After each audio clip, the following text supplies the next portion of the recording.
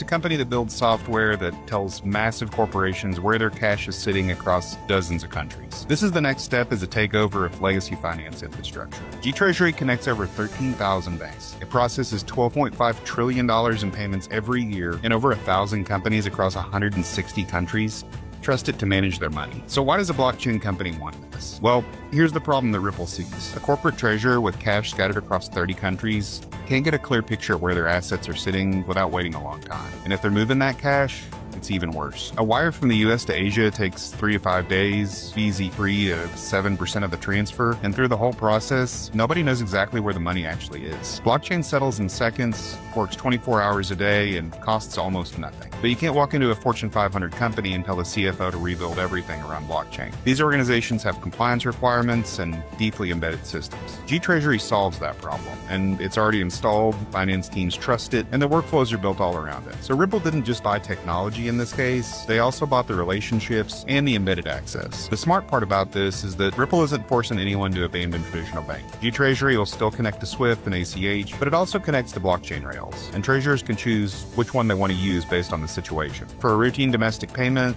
they can use traditional banking if they want to, but an urgent international payment can use the blockchain option. They'll have the same interface with multiple rails, and with blockchain benefits, it makes sense that more transactions will start to make use of that option. This deal makes more sense when you see what else Ripple has been acquiring. This isn't one purchase, but really part of a coordinated strategy. Medico came first when they bought it back in May of 23 for $250 million. Medico builds institutional custody where large institutions can store digital assets securely. Banks don't want to move meaningful value through blockchain without somewhere safe to store it. Hidden Road came next for $1.25 billion, and now they named it Ripple Prime. They clear over $3 trillion annually across Forex, crypto, derivatives, and fixed income. And they have over 300 institutional clients moving billions of dollars daily.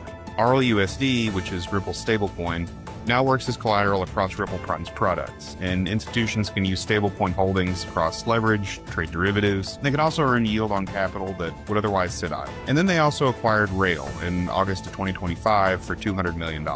And that's built for B2B stablecoin payments, high-frequency cross-border transactions, and it lets companies bypass correspondent banking entirely for certain transfers. Now imagine how all this works as a unified system. A multinational company can use GTreasury to see $50 million sitting idle in one of their subsidiaries that won't need it for 60 days. They can move that cash with Rail's stablecoin infrastructure and have it settle in minutes, and the cost savings could hit 60 to 90% compared to traditional wires depending on the specifics.